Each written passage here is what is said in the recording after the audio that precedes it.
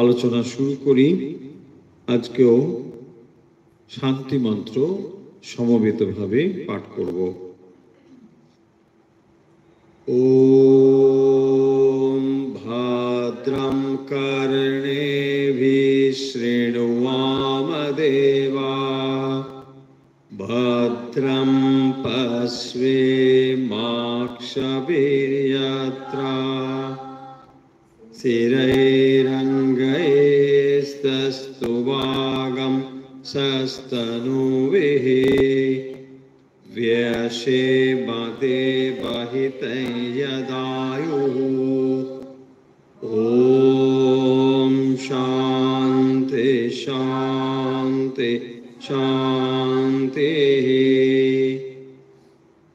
শান্তি মন্ত্রে বলা হলো, হে দেবগণ, আমরা কর্ণসমূহের দ্বারা যেন কল্যাণ বাক্য শ্রবণ করি। হে দেবগণ, আমরা চক্ষু দ্বারা যেন কল্যাণকর বিষয় দর্শন করি। অচঞ্চল শরীর সহায়ে আমরা যেন দেবযজ্ঞ পরমায়ু প্রাপ্ত হই। আমাদের ত্রিবিধ বিঘ্নের শান্তি হোক। এই শান্তি মন্ত্র উচ্চারণ করে আমরা এখন মুন্ডক উপনিষদের তৃতীয় মুন্ডকের প্রথম খণ্ড, যা আমরা খানিকটা আলোচনা শুরু করেছি ইতিমধ্যে, সেই অংশই আজ আমরা আলোচনা করব।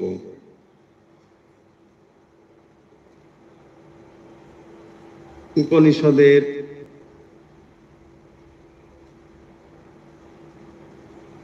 প্রথমের দিকে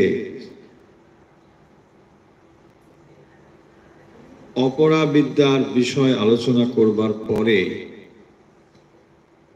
উপনিষদ ক্রমশ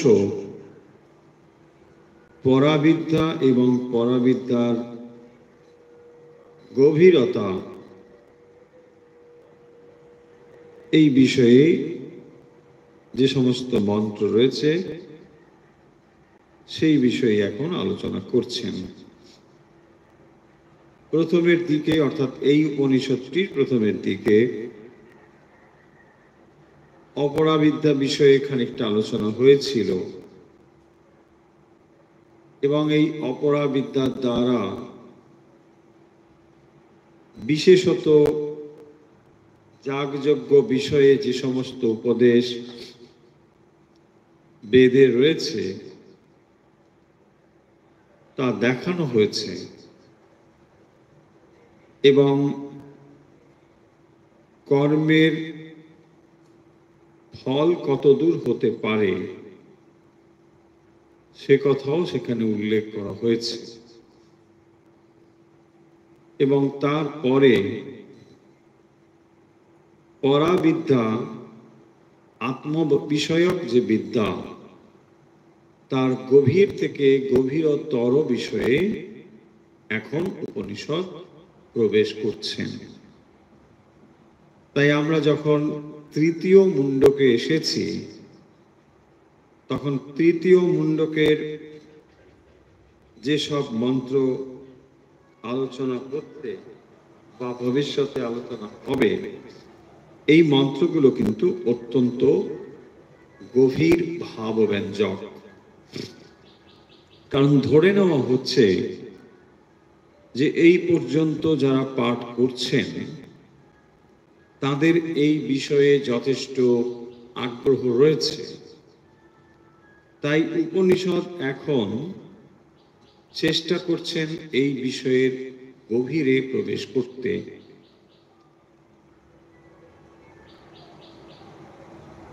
এক নম্বর মন্ত্রে, অর্থাৎ তৃতীয় মুন্ডকের প্রথম অধ্যায়ের প্রথম যে মন্ত্র,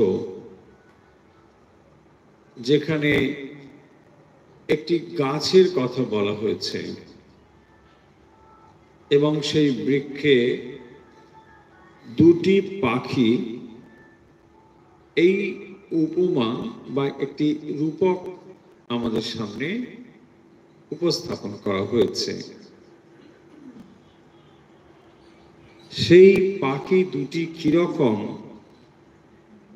সেইটি বোঝানোর জন্যই সাজুয়া সাখায়া এই শব্দগুলো বলা হয়েছে। দুটো পাখি যেন অবিকল একরকম। সমানম বৃক্ষম, একটি গাছে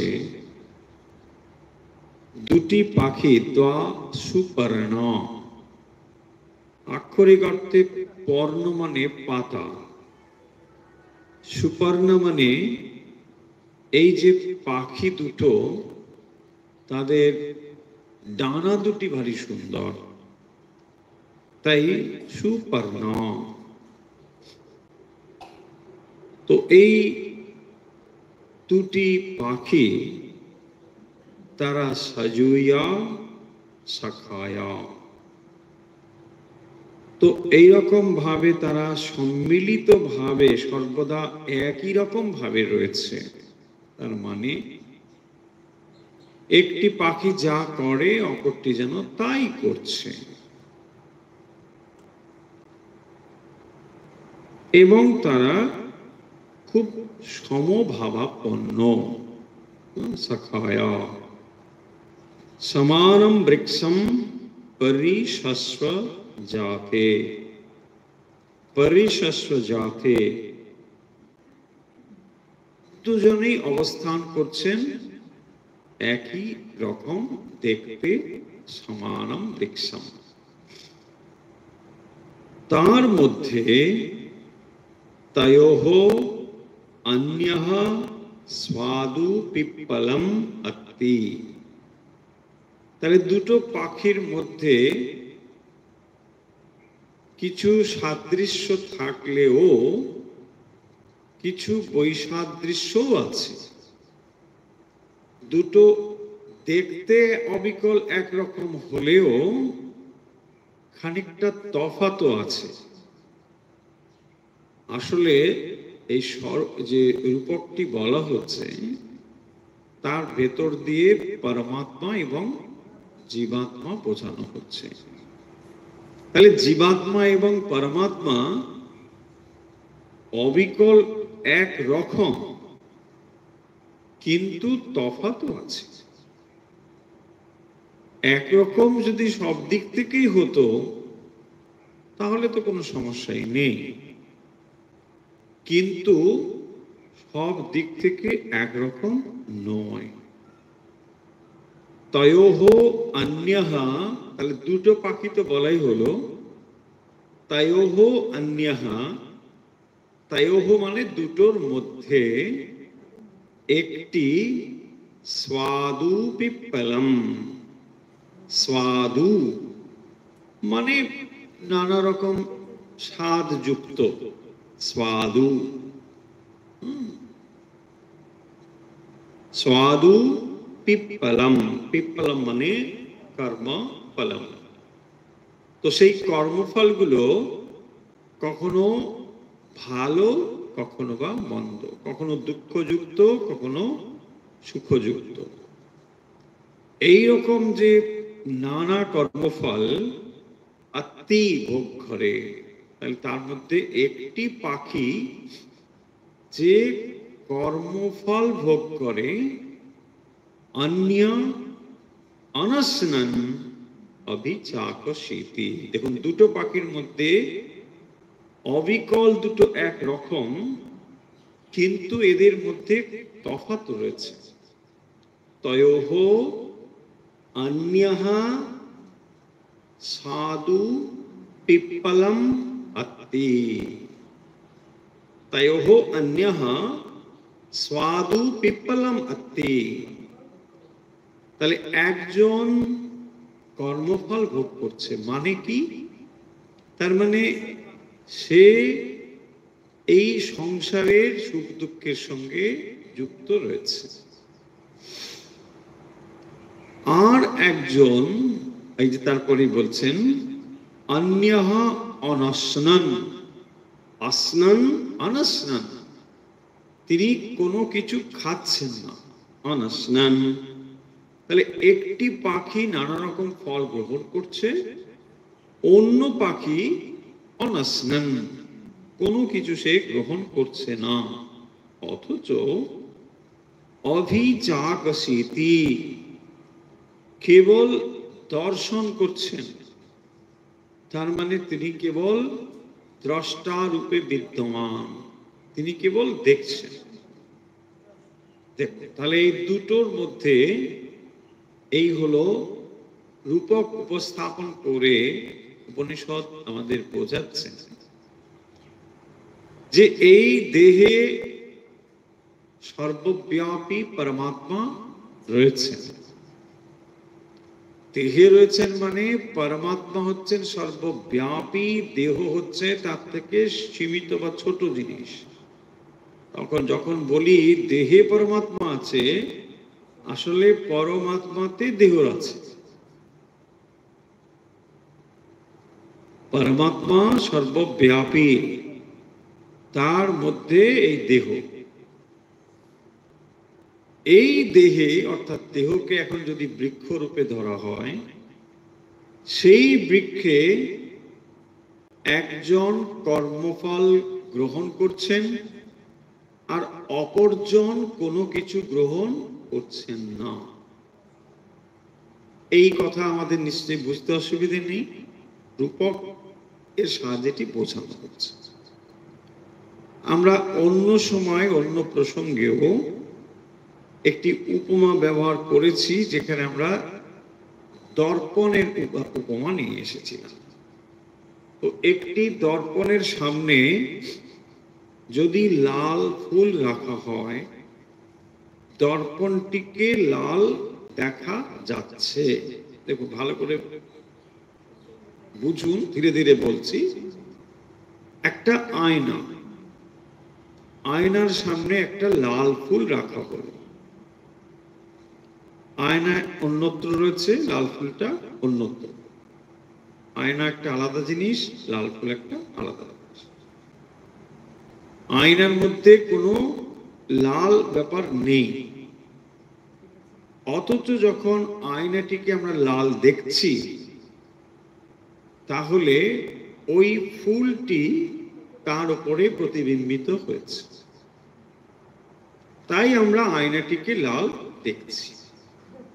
অথবা দেখুন, এই একই উপমা, আয়না, তার সামনে আপনি দাঁড়িয়েছেন। আয়নার সামনে মানুষ সকলেই প্রায় দাঁড়ায়। তো আয়নার সামনে দাঁড়িয়ে আপনি নিজেকে দেখুন।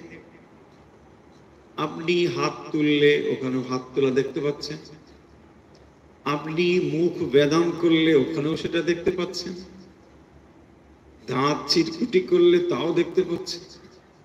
দেখুন, যা যা আপনি করছেন একদম অবিকল ওখানে সেটাই দেখছেন। আপনি আয়না থেকে সরে এলে আর কিছু দেখা যাচ্ছে না, বা আয়নাটাকে আপনার থেকে দূরে সরিয়ে নিলেও কিছু দেখা যাচ্ছে না,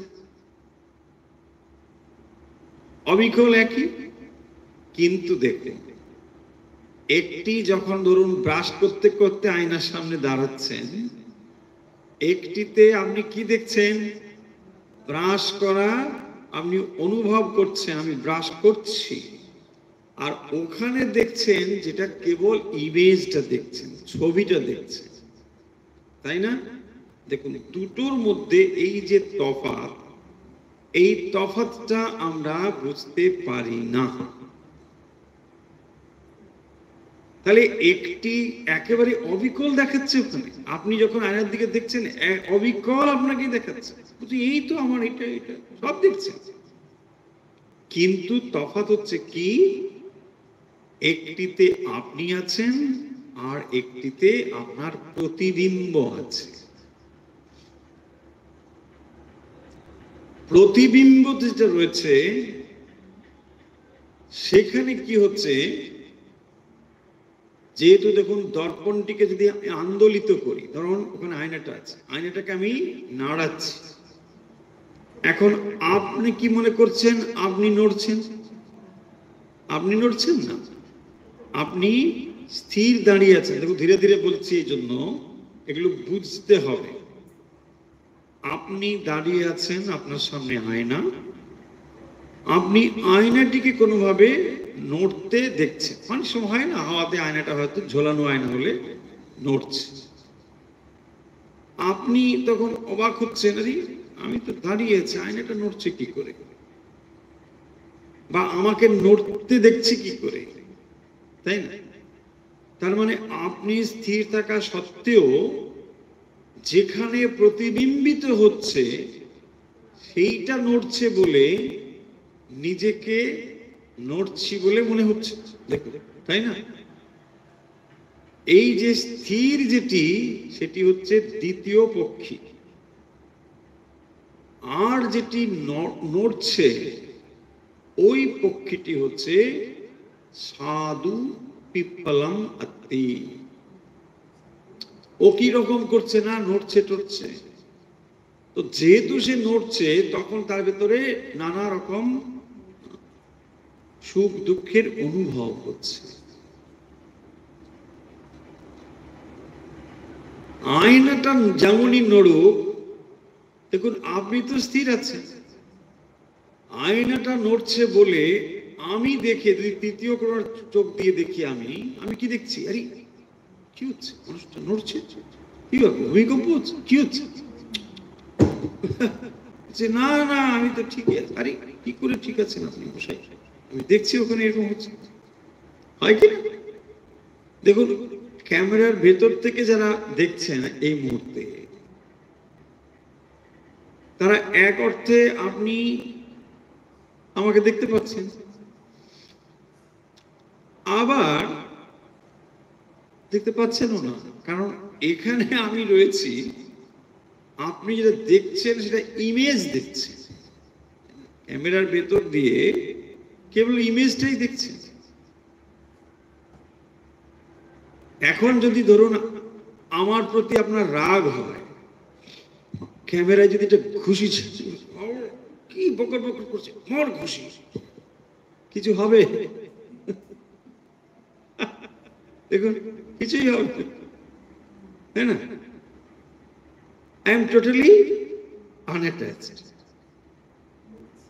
তার মানে দেখুন খুব সূক্ষ্মতা আছে এখানে। ভাবুন যে এই যে স্থূল উপমাগুলো দিচ্ছি, এইরকম একটি পৃথক অবস্থা রয়েছে জীবাত্মা এবং পরমাত্মার মধ্যে।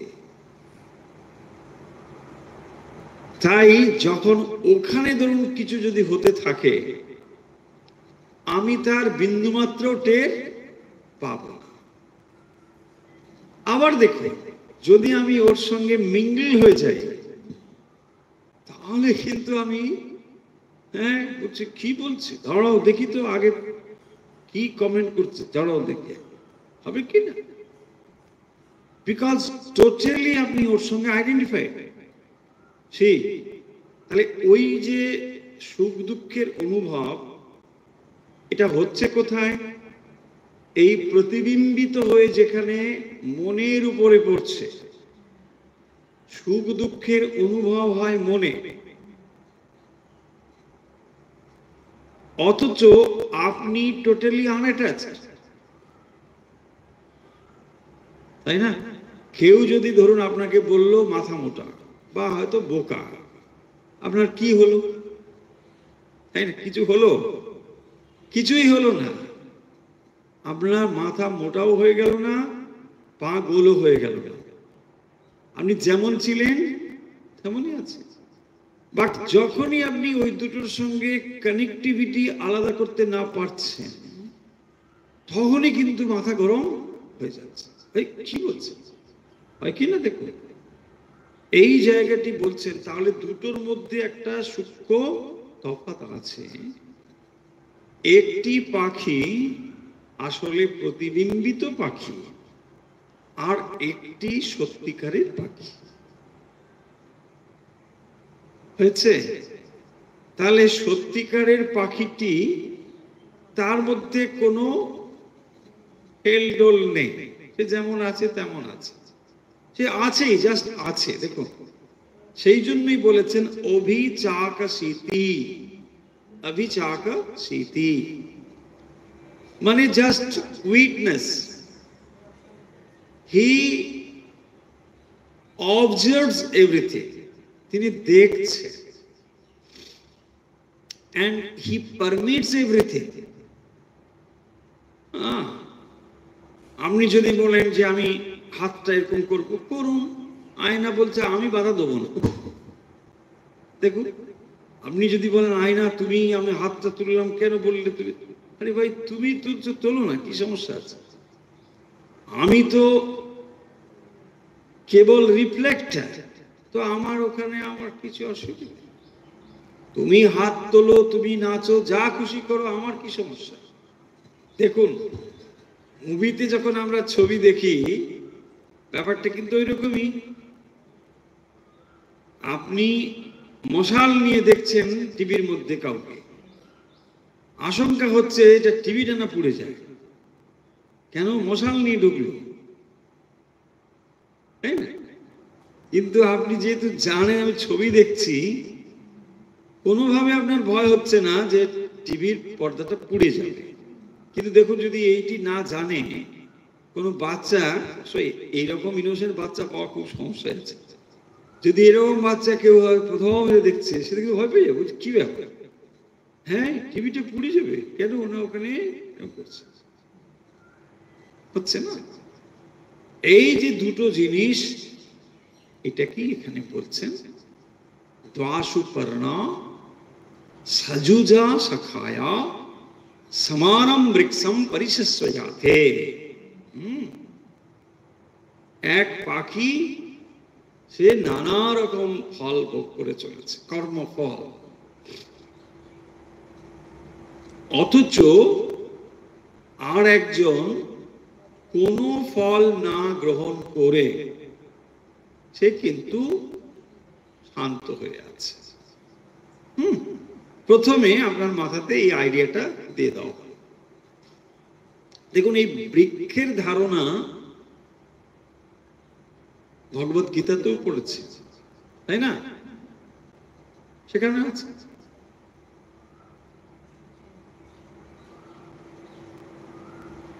অতএব বৃক্ষ, এই সংসার বৃক্ষ, ঊর্ধ্ব শাখা, ঊর্ধ্ব মূল, অধঃ শাখা, যার মূলটা উপরের দিকে। এখানে মূল মানে গাছটাকে উল্টো করতে হবে। আমরা অনেক সময় ছবিতে বই থাকে, গাছকে উল্টো করে দিয়েছি, ওটা না। মূল মানে হচ্ছে যেখান থেকে ডিরাইভ হয়েছে, এসেছে, যেখান থেকে এসেছে সেটা মূল। আর শাখা প্রশাখা যেন ক্রমশ ছড়িয়েছে। তাহলে একটা উৎস থেকে ক্রমশ হাজার হাজার লক্ষ লক্ষ কোটি কোটি জিনিস ছড়িয়েছে বলেই ওপরের দিকটা সরু, নিচের দিকটা ক্রমশ। গাছটাকে উল্টে ছবি করার দরকার নেই, না এরকম কোনো গাছ নেই প্রকৃতিতে। ওরকম কোনো গাছ আছে যার শেকড়টা উপরের দিকে, ডালটা নিচের দিকে বেরোচ্ছে? ওটা না। এই সংসার বৃক্ষের গাছের মূলটা হচ্ছে ওপরে, সেখান থেকেই, সেই পরমেশ্বর থেকেই ক্রমশ সেটি বিভাজিত হতে হতে প্রকৃতি, মহত্তত্ত্ব, এইভাবে সেটা বিভাজিত হয়েছে। এখন এই যে সংসার বৃক্ষ বা এই দেহরূপ বৃক্ষ, এখানে দুটি পাখি, একটিকে বলা হচ্ছে জীবাত্মা, একটি পরমাত্মা। এখন এই যে জীবাত্মা এবং পরমাত্মা বলছে, এই দুটোর মধ্যে তফাৎ আছে নাকি তফাৎ নেই? দেখুন, ধীরে ধীরে বিষয়গুলো মাথার মধ্যে নেওয়ার চেষ্টা করি। যদি পরমাত্মা এবং জীবাত্মার মধ্যে কোনো তফাৎ না থাকে, তাহলে আপনি পরমাত্মা এটা অনুভব করবেন তো। আমি সেই পরম তত্ত্ব, আমি ঈশ্বর, আমি ভগবান, যা কিছু বলবো তা তো আপনি করছেন না। তাহলে তফাৎ আছে। আচ্ছা, এখন কথা হলো যদি তফাৎ থেকে থাকে, ধরে নিচ্ছি, তাহলে আপনি সাধন ভজন করে কি করছেন? দেখুন, জীবাত্মা এবং পরমাত্মার মধ্যে তফাৎ আছে। জীবাত্মা একটি, পরমাত্মা আরেকটি। তাহলে যদি এই তফাৎ থেকে থাকে, তাহলে আপনি সাধন ভজন করে কি করছেন, কেনই বা করছেন, লাভই বা কি? তফাৎ তো থাকছে, আপনি জীব, ব্যাস। হ্যাঁ, কি হলো?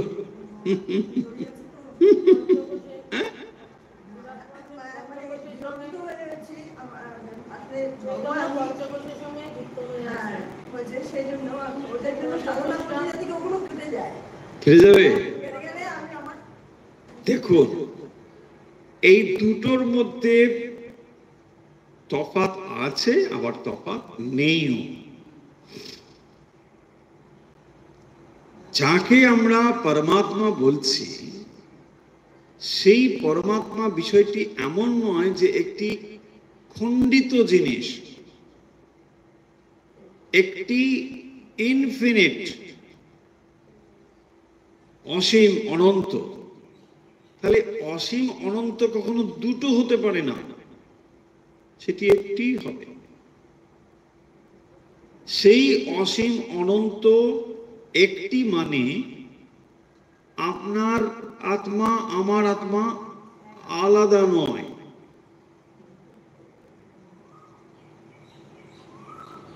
কোন জীবের মধ্যে আত্মা আলাদা, এটা। তাহলে জীব আলাদা হচ্ছে কি করে? জীব আলাদা হচ্ছে এই জন্য তার ভেতরে একটি আমির বোধ তৈরি হয়েছে। এই হলো মূল অজ্ঞান। অখণ্ড পরম সত্তা বিদ্যমান থাকা সত্ত্বেও অহং বোধ তৈরি হচ্ছে, পৃথক বোধ তৈরি হচ্ছে। তিনি হচ্ছেন আসলে এই কর্তা, এবং সেই কারণের জন্য তিনি এই কর্মফল ভোগ করছেন। দেখো, যেহেতু তিনি কর্তা ভোক্তা, তাই তিনি এই সংসারে কখনো মিষ্ট কখনো তিক্ত ফল ভোগ করে চলেছেন। এই যে অজ্ঞান প্রসূত আমি এবং কর্মফল ভোক্তা, তাকেই বলা হচ্ছে জীব।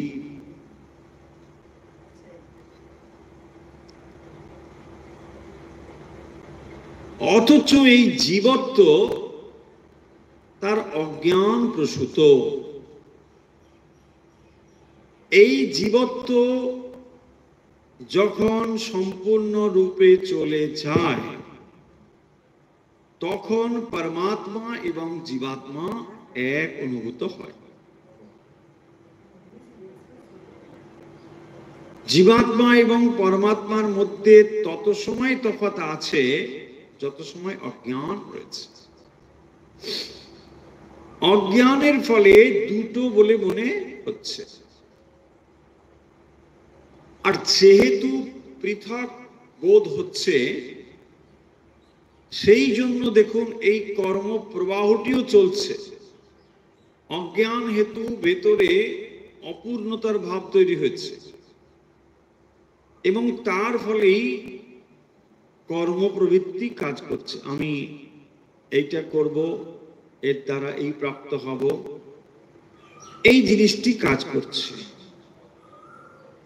তার ফলে কি হচ্ছে দেখুন, অসংখ্য কর্ম প্রবৃত্তি তৈরি হচ্ছে, অসংখ্য কর্ম হেতু কর্মফল তৈরি হচ্ছে, কর্মফল হেতু দেহ প্রাপ্তি তৈরি হচ্ছে। তাহলে এই যে দুটো পাখি দিয়ে যে জিনিসটি রূপক ভাবে বোঝানো হচ্ছে, অথচ যিনি পরমাত্মা, তিনি এই কোনো কিছুর সঙ্গে সংযুক্ত না থেকেও তিনি আনন্দে অবস্থান করছেন। অথচ জীব এত কিছু করেও is not satisfied, is not happy।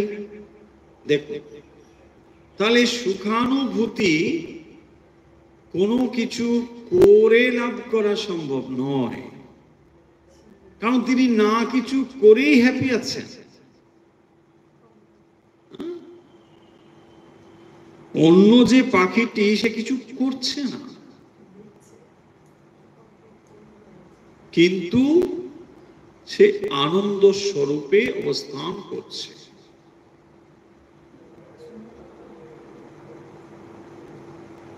জীব এই অনুভব করতে করতে সুখ এবং দুঃখের একটু একটু করে এই পরমাত্মার সন্নিকট হয়। যদিও পরমাত্মা তার সব থেকে কাছে, তবুও ওই দিকে তার দৃষ্টি না থাকার ফলে সেই বিষয়ে তার কোনো জ্ঞান হয় না। ওই জিনিসটিকে বোঝানো হচ্ছে যে সে নানা রকম ফল খায়, সাধু পিপ্পলম অত্তি, নানা রকম ফল ভোগ করছে, কখনো সুখ কখনো দুঃখ। দেখুন কি সংসার চলছে। আশা করি এরপরে আমরা পরবর্তী মন্ত্রটি আজকে বুঝতে পারব। মন্ত্র নম্বর 2।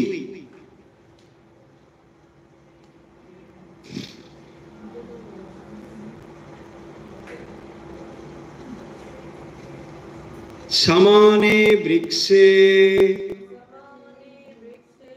পুরুষো নিমগ্ন अनिशया शोचति मुह्यमानः जुष्टं यदा पश्यत्यन्यमीशः अस्य महिमानमिति बीतशोकः। আমরা ধীরে ধীরে অর্থগুলো দেখার চেষ্টা করছি। দেখুন, আগের মন্ত্রে সমানম বৃক্ষম বলা হয়েছিল, সেই কথা এখানেও বলা হচ্ছে সমানে বৃক্ষে পুরুষ নিমগ্নঃ।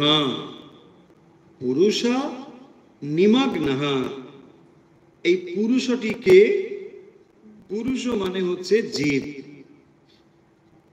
যে নানা রকম ফল ভোগ করে, সেই জীব। সেই জীব কি করছে? একই দেহরূপ বৃক্ষে পুরুষঃ নিমগ্নঃ, নিমগ্নঃ अनिशया मुह्यमानः शोचति। এই পর্যন্ত আগে দেখি, তারপরের অংশটা পরে দেখছি। সমানে বৃক্ষে পুরুষ নিমগ্নঃ। তাহলে এই যে জীব, সে ওই একই গাছে থাকলেও নিমগ্ন হয়ে আছে। মগ্ন নিমগ্ন মানে এমন বিভোর হয়ে আছে যে সে কিন্তু আর অন্য কোনো দিকে দৃষ্টিপাত করছে না, নিমগ্ন হয়ে আছে। এবং তার অবস্থা কি? অনিশয়া। তার অবস্থা হচ্ছে অনিশা, তার থেকে অনিশয়া। ঈশা তার উল্টো হচ্ছে অনিশ। ঈশ, ঈশ মানে ঈশ্বর, ঈশিত্ব। ঈশাবাস্যম ইদম সর্বম, তার উল্টো দিকে আছে অনিশ। এই অনিশটা হচ্ছে যে যখন সে নিমগ্ন হয়ে রয়েছে, তখন নানা রকম দুঃখের অভিঘাতে এমন অবস্থা হয়েছে যে তখন সে মুহ্যমান শোচতি, শোক করছে। সেই অবস্থাটিকে বলা হয়েছে অনিশা, মানে একটা দুঃখময় অবস্থা, অনিশা। যে যখন এই সংসারে সে নিমগ্ন হয়ে গিয়েছে, তখন আর তার অন্য কোনো কিছু আসছেই না মনে। আচার্য শঙ্কর তার ভাষ্যে বলছেন, তত্রৈবং সতি সমানে বৃক্ষে যথোক্তে শরীরে পুরুষঃ ভোক্তা, ভোক্তা জীব अविद्या काम कर्म फल रागादि गुरु भराक्रांत अलावरीव सामुद्रे जले निमग्न निश्चयेन देहात्म भाव। কি বলছেন? আচার্য শঙ্কর বলছেন যে জীবের অবস্থাটা কি হয়।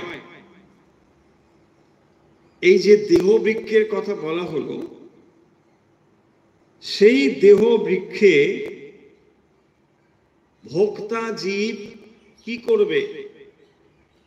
প্রিয় জিনিসের কামনা করছে, সব সময় সে সুখী হওয়ার চেষ্টা করছে।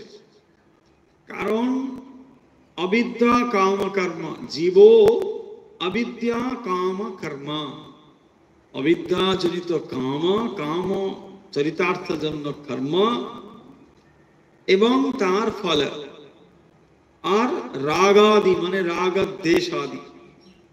তাহলে যত সময় পর্যন্ত ভেতরে কর্ম বাসনা এইগুলো রয়েছে, তত সময় রাগ দেশও থাকবে। এই সমস্ত কিছু দ্বারা বলছেন গুরু ভারাক্রান্ত, অত্যন্ত ভারাক্রান্ত হয়ে গেছে জীব, তাই না? কি অবস্থা! সংসার তার কাছে একটা বোঝা বলে মনে হচ্ছে। একটু পরেই আচার্য শঙ্কর বলছেন, অতঃ অনিশয়া ন কস্যচিৎ সমর্থ অয়ম, সে আর মানে পারছে না। পুত্র মম বিনষ্ট মৃতা মে ভার্যা কিং মে জীবন, আমার এই জীবিত থাকবারই বা কি প্রয়োজন আছে? মানে এত ভারাক্রান্ত অবস্থা। দেখুন কোথা থেকে হচ্ছে সব, সব অজ্ঞান জনিত। সে আসলে পরমাত্মা, পরমাত্মার অবস্থা কি হচ্ছে? দেহাত্ম বুদ্ধি জনিত অজ্ঞান থেকে সব হচ্ছে। তার ফলেই সংসার, তার ফলেই পুত্র, তার ফলেই কন্যা, তার ফলেই এই কাণ্ড চলছে। কি অবস্থা দেখুন! বলছেন সেই কথাটি বলছেন, অলাবুরিব সমুদ্রে জলে নিমগ্ন।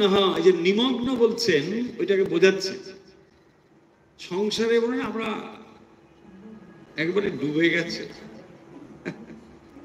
এই ডুবে গেছে মানে তাকে বোঝানোর জন্য বলছেন অলাবুরিব। অলাবু মানে লাউ, তাদের লাউ, অলাবু। ইয়েস, অলাবু, অলাবু। অলাবুরিব সমুদ্রে জলে, সমুদ্রের জলে যদি এটা লাউকে আপনি দিয়ে দেন, কি হবে? ভাসবে, ডুববে, যা খুশি এরকম হচ্ছে। একটু এদিকে গেল, একটু সমুদ্রের জল না, ঢেউতেছে তো হাবুডুবু খাচ্ছে, তাই না? বলছে এটাকেই তুলনা করছেন পুরুষা, মানে জীব, এখানে পুরুষ মানে পুরুষ মহিলা ভাববেন, বলে পুরুষরাই হাবুড ঢুকাচ্ছে, মহিলারা শান্তি আছে, না না। কেন আচার্য ভগবানের মন্ত্রে বলেছে না, পুরুষও নিমগ্ন, ও সেটা বুঝে পেরেছি, পুরুষ নিমগ্ন আছে, আমাদের কথা বলেনি, মহিলারা আমরা কিন্তু ভালো আছি, বলতে না না তা না।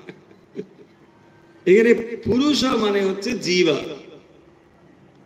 তাহলে পুরুষা নিমগ্ন অনিশয়া শোচতি মুহ্যমানা, মানে এমন অবস্থা তার হয়েছে।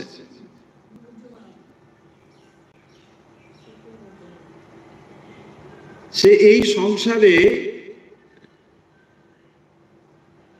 ডুবছে এবং উঠছে, লাউ যেরকম করে, তার কিছু করার নেই, সমুদ্রের জলে সে একবার করে অর্ধ নিমগ্ন, লাউটা কি হয়, খানিকটা ডুবে আছে, খানিকটা ভেসে আছে, তাই না? তার ভেতরে দেখুন যখন একটু কিছু হলো, না না কি ভালো, আমি জিতে গেছি, কেন, ও তো হেরেই গেছে, তারপরে আবার যেই ডুবলো, কি হলো মশাই, কি হলো কি হলো, দাঁড়ান দাঁড়ান এখন কথা হবে না। দেখুন কি অবস্থা, তার মানে এই নাকানি চোপনে আমরা খাচ্ছি, এটাই বলছেন, এই অবস্থায় চলছে, কিন্তু আমরা ভুলে যাচ্ছি যেই তার ভেতরে একটু মানে হলো, আর কথা হবে না, আমি মেরে দিয়েছি, কেন, আরে প্রচুর সুখ আর সুখ ভাই, আমি মোটামুটি মেরে দিয়েছি, কি মেরে দিয়েছি। তারপরে যেই আমার পরে ভাটার টানে বিপদ এলো, তখন চুপ করে গেল, কি ব্যাপার, না দাঁড়াও, এই তো কটা দিন, তারপরে দেখো না আবার কি মেরে দিল। দেখুন এই নিয়েই সংসার চলছে, এই চাকা চলছে, কি অদ্ভুত। এখানে বলছেন এই দেহই হচ্ছে আমি, এবং এইটি হচ্ছে মূল অজ্ঞান। সে কি করছে, আমি অমুকের পুত্র, তার নাতি, হ্যাঁ, তার এই গুণ, সে সুখী দুঃখী, কত রকম চলছে, দেখতে সবই দেহ সঙ্গে সংযুক্ত। তাহলে এই দেহ আমি বোধ যতদিন থাকবে, ততদিন এই সংসারে আপনার সুখ নেই।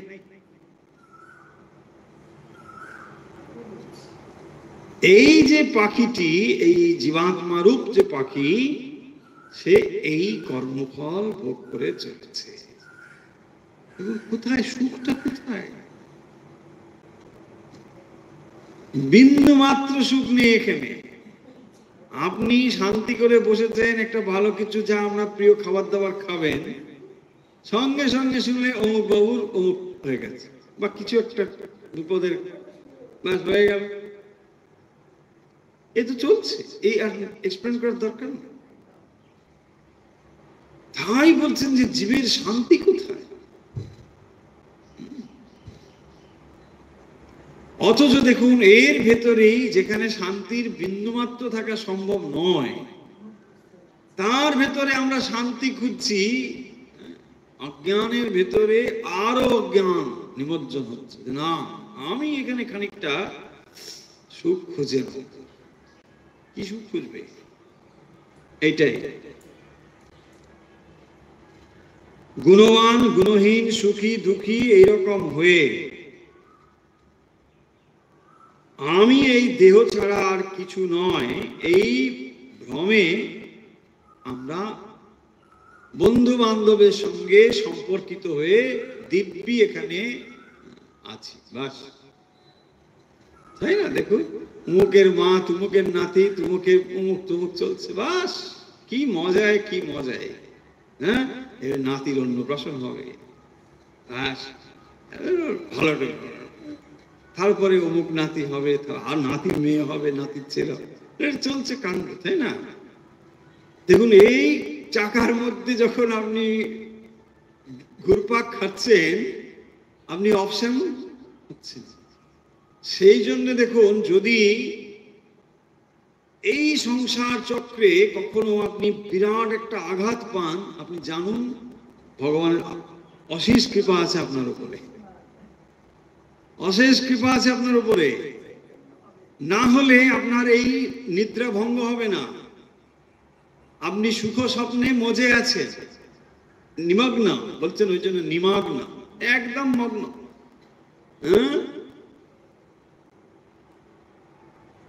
মনে আর অন্য কিছু নেই। ভাই একটু কথামৃত পড়ো, আরে কথামৃত আমি এখন কি রস নিগড়ে খাচ্ছি তুমি জানো?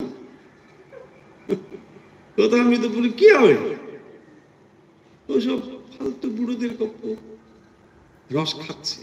খাও, খেতে খেতে যখন দেখবে একটা ধাক্কা খাবেই খাবেই, যদি খায় তাহলে বুঝবো ঠিক আছে, আর তা নাহলে এই ভ্রম ভাঙতেও বহু সময় লেগে যাবে। কারণ দেখুন, এখানে ধরুন আপনি কি করছেন, অনেক কিছু করে করে একটা বিরাট প্রগতি, বিরাট একটা কিছু স্বপ্ন সফল করেছে। এদের এই স্বপ্ন ভঙ্গ হওয়া কিন্তু কঠিন, হয়তো বেশ কয়েকটা জন্মই চলে যাবে। কারণ সে জানে আমি এই করি পাই, ওই করি করতে হবে, ওই ওই সংস্কার তৈরি হয়েছে, ওই করছে। ভগবানের কৃপায় যদি কোনোদিন একটা বিরাট বিপর্যয় নেমে আসে জীবনে, তখন সম্বিত ফিরলেও ফিরতে পারে। ভগবান এইরকম ভাবে প্রতিনিয়তই মানে এই কাণ্ড ঘটে চলেছে, আপনার সম্বিত যাতে ওইদিকে ফেরে। কারণ ভাবুন, যদি আপনি নানা রকম ভাবে এই রস পেতে থাকেন এখানে, সে নাম যশের দ্বারাই হোক, সম্পদ ব্যবহারের দ্বারাই হোক, বা আপনার পারিবারিক শান্তির দ্বারাই হোক, যাই হোক, এই মোহ যদি ভঙ্গ না হয়, আপনি তো মশাই আরো ভ্রমে পড়ে ওখানে 100 বছর কাটিয়ে দেবেন, তাই না? যেদিন সম্বিত ফিরলো সেদিন আর কিছু করার নেই। তাহলে আগে যদি হয় তাহলে বেশি ভালো। সেই জন্য জানবেন, দুঃখ ভগবানের দয়ার দান, দুঃখ ভগবানের দয়ার দান। আসলে তিনি দুঃখ দিয়ে বারবার আপনার কাছে এই সিগন্যালটি পৌঁছে দিতে চাইছেন যে তুমি তোমার জীবনকে পরিবর্তন করে এই দিকে ফেরাও, জীবনের গতি এই দিকে নিয়ে আসো। এই বার্তাই আসলে বারবার করে আপনার কাছে দেওয়া হচ্ছে। তাকে কেউ পজিটিভ ওয়েতে নিতে পারে, কেউ নিতে পারে না। কেন আমার এই হলো, কেন হলো, এটা ভালোভাবে নাও। এর ভেতরেই বার্তা আছে, ভগবান এর ভেতরেই বার্তা দিচ্ছেন, ওদিকে নয় এদিকে ফিরে এসো, তোমাকে আমি মুক্ত করে দিচ্ছি, সংসারের আঘাত থেকে, নানা কিছু থেকে মুক্ত করে দেবো, চলে আসো। অথচ দেখুন আমরা ওগুলোকে নিতে পারি না। কি হবে, কেন এটা হবে, আমার কেন হবে, তোমার কেন, সবারই হচ্ছে, হবেই, আজ না হয় 2 জন্মে 2 বছর পরে হবেই হবে, হতেই হবে। আর যদি হয় তবেই মঙ্গল। কারণ তোমার এই ভ্রম তো ভাঙতে হবে। দেখুন, এই দুঃস্বপ্ন ভাঙতে হবে, ভাঙতেই হবে। আর যত তাড়াতাড়ি এই স্বপ্ন ভাঙে ততই তো মঙ্গল। আপনি ধরুন শুয়ে শুয়ে একটা স্বপ্ন দেখছেন, এই আমি রাজা হয়েছি, মুখ হয়েছে, মুখ হয়েছে। আচ্ছা, এই করে যদি আপনি রাতটা কাটিয়ে দেন, কি লাভ আছে? বলছে না না, এই দুঃস্বপ্ন তোমার যত তাড়াতাড়ি ভেঙে যায় ততই ভালো। তা নাহলে তো আপনি মজে আছেন, তাকেই বলা হয়েছে নিমগ্ন। দেখুন, এই নিমগ্ন শব্দটি এখানে তাৎপর্যপূর্ণ। সমানে বৃক্ষে পুরুষ নিমগ্ন অনিশয়া শোচতি মুহ্যমানঃ। অনিশয়া, তাহলে এই যে দীনতার ভাব, তাকেই বলা হয়েছে অনিশয়া, দৃঢ়তা, দৈন্য ভাব। যে পরমাত্মা বিদ্যমান, সেই পরমাত্মা বিদ্যমান থাকা সত্ত্বেও জীব যেন দীনতাগ্রস্ত হচ্ছে। ভাবুন একদিকে, যিনি সর্বজ্ঞ সর্বশক্তিমান, আত্মা, তিনি সর্বদাই বিরাজ করছেন, অথচ জীব অজ্ঞানবশত এই দেহকেই আমি বোধ করে নিমগ্ন হয়ে রয়েছে সংসারে। এইটাকেই বলা হচ্ছে এখানে। এই নিমগ্নতা যদি ভঙ্গ না হয়, তাহলে আপনি কি অন্য অপশন খুঁজবেন? আপনি কোনো একটা নিয়ে তন্ময় হয়ে আছেন। দেখুন, এই কথাটি শ্রীরামকৃষ্ণ কি বলছেন? একটি ছেলে সে খেলার বস্তু নিয়ে মগ্ন হয়ে আছে, খেলছে। তো যত সময় সে খেলনা নিয়ে মগ্ন হয়ে রয়েছে, তত সময় সে কি অন্য কোথাও যাবে? যাবে না। তাকে ডাকা হচ্ছে, কিছুতেই যাবে না। কেন? খেলার বস্তু নিয়ে মগ্ন হয়ে আছে। তাহলে শ্রীরামকৃষ্ণ কথামৃতে যে কথাগুলো বলছেন, দেখুন, এর সঙ্গে উপনিষদের কোনো অমিল নেই, কিন্তু কথাগুলো এত সহজ সরল ভাবে বলছেন, তাই আমাদের মনে হয় বোধহয় ঠিক শাস্ত্র টাস্ত্র তো উনি জানেন না, তাই বোধহয় খানিকটা এরকম বলছেন। ব্যাপারটা তা নয়। কোন কথাই তিনি শাস্ত্রের এদিক ওদিক বলছেন। কারণ বলছেন, অনিশয়া শোচতি মুহ্যমানাহা পুরুষা নিমগ্না। তাহলে এই সংসারে আমরা নিমগ্ন রয়েছি, মগ্ন রয়েছি।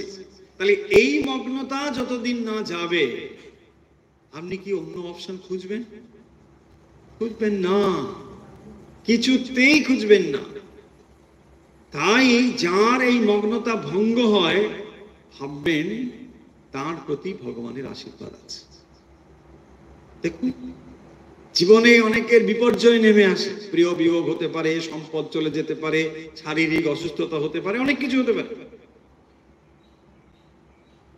ওই অবস্থাতে যদি নিমগ্নতা চলে গিয়ে ঈশ্বরের প্রতি মগ্নতা আসে, তাহলেই তাকে আশীর্বাদ বলবো, তাই না? দেখুন, রাজা পরীক্ষিতের কথা আমরা বহুবার বলেছি। তিনি তো রাজকার্য নিয়ে মগ্নই ছিলেন, খুব ভালো রাজা। তা এই মগ্নতা যদি তার না ভঙ্গ হতো, তাহলে তিনি ওই ঋষিদের কাছে আসতেন? শ্রী শ্রী চণ্ডীতে কি রয়েছে? রাজা সুরত সমাধি বস্য। সমাধি বস্য তাঁরই সম্পদ, তাঁরই সবকিছু। তার স্ত্রী ছেলের সঙ্গে যুক্ত হয়ে তাকে সমস্ত সম্পত্তি থেকে বঞ্চিত করে বাড়ি থেকে তাড়িয়ে দিয়েছে বৃদ্ধ অবস্থায়। দেখুন, তাহলে আজকের ঘটনা নয় এটা, এখন তো এটা ঘটে, আগে ওইটা ঘটেছে। এবং দেখুন, যে পয়েন্টটা বলতে চাই, ঘটনা তো ঘটছে।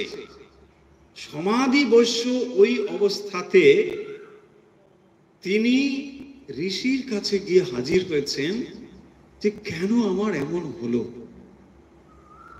তিনি তাকে তার জীবনের একটা সুন্দর মোড় ফেরানোর জায়গা বলছেন।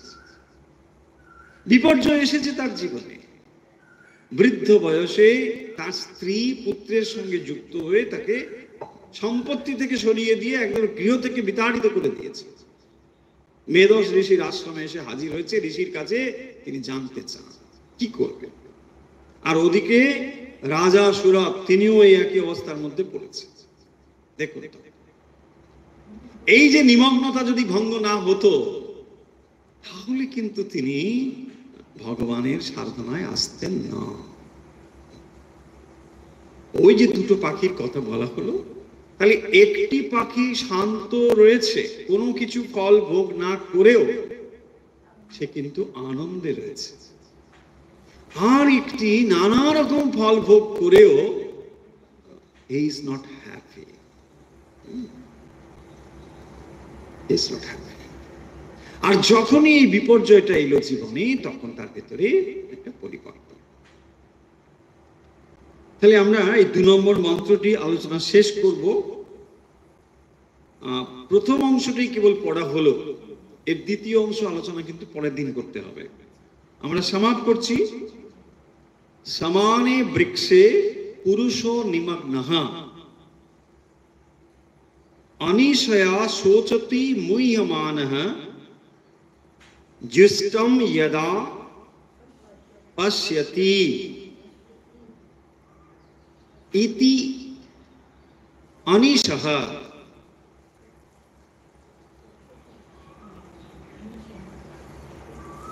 अस्य महिमानमिति बीतशोकः महिमानं पश्यति अन्यं जुष्टं।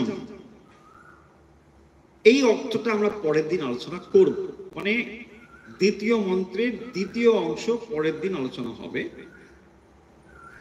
আজকে আমরা কনক্লুড করছি এটা বলে যে এর আগের যে মন্ত্র, এখানে দুটো পাখির কথা বলা হয়েছে, সেখানে সমানম বৃক্ষম,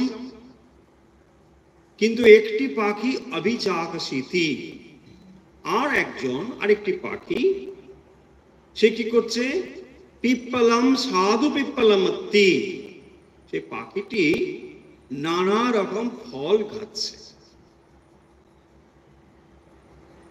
নানা রকম ফল কেন? ফল মানে কর্মফল। তাহলে যখন সে ভালো ফল খাচ্ছে তখন সে সুখানুভূতি অনুভব করছে। Life is very nice, you know, bed of roses. জীবনের মতো আনন্দ আর হয় না। কি আনন্দ! আহা! আর যখন মুশরে পড়লো, একটা কিছু বিপদ এলো, ভগবান টগবান বলে কিছু নেই ভাই, সবই দেখলাম, তাই না? ওরা এত খারাপ কাজ করে, ভগবান ঢেলে দিচ্ছে। আমি রোজ ভগবানকে ডাকি, আমার কিছু কেন? ভগবানের সঙ্গে কি কন্ডিশন আছে? ফলে এগুলো বুঝতে পারি না। তাই কি হয়, আমরা কখনো সুখ কখনো দুঃখ এই অনুভব করে চলছি। ওটাকেই বোঝানো হয়েছে। তার মানে দেখুন, সুখ দুঃখের অনুভবটা কোনো কন্ডিশনাল নয়, এটাও একটা ব্যাপার, বুঝবে না? সুখ দুঃখ কোন বিষয়ের উপর নির্ভরশীল নয়, ব্যক্তির উপর নির্ভরশীল নয়, অবস্থার উপর নির্ভরশীল নয়, কোন কন্ডিশনাল নয়। কেন? স্বরূপ। এই সুখ হচ্ছে আপনার স্বরূপ, তারপরে নেচার। সেই জন্য ওই পাখিটি কোনো কিছু ফল না খেয়েও সে আনন্দের রয়েছে। মুন্ডক উপনিষদ এই দুটি পাখির উপমা অত্যন্ত সুন্দরভাবে উপস্থাপন করেছে। তার দ্বিতীয় মন্ত্রটি আমরা পড়লাম, যেখানে পুরুষ নিমগ্ন এবং অনিশয়া, ঈশা অনিশা, তার মানে এই যে দুঃখময় অবস্থা সে অনুভব করছে, শোচতি মুহ্যমান। তাহলে যারা মনে করেন যে জীবনকে একটু বেশি বোধহয় পেসিমিস্টিক ওয়েতে আমরা এক্সপ্রেস করি, উপনিষদও বলছেন শোচতি মুহ্যমান। দেখুন, যদি এখানে সুখ থাকতো, উপনিষদের ঋষিরা তা ব্যক্ত করতে বোধহয় দ্বিধা করতেন। সুখ সম্ভব নেই। তাই ভগবান বুদ্ধ 2500 বছর অন্তত আগে বলছেন, দুঃখম দুঃখম সর্বম দুঃখম সর্ববস্তু ভয়ান্বিতম। সব দেখুন ভয়ে ভয়ে চলছে, ভয় আপনাকে তাড়িয়ে নিয়ে বেড়াচ্ছে শৈশব থেকে অদ্যাবধি। ভয় ভয় ভয়। তাহলে যদি ভয়ের মধ্যেই আমরা বাঁচি, সুখটা কোথায়? এই কথাগুলো হবে পরের দিন। আমরা এই দ্বিতীয় মন্ত্রটি আলোচনা করব। চলুন তাহলে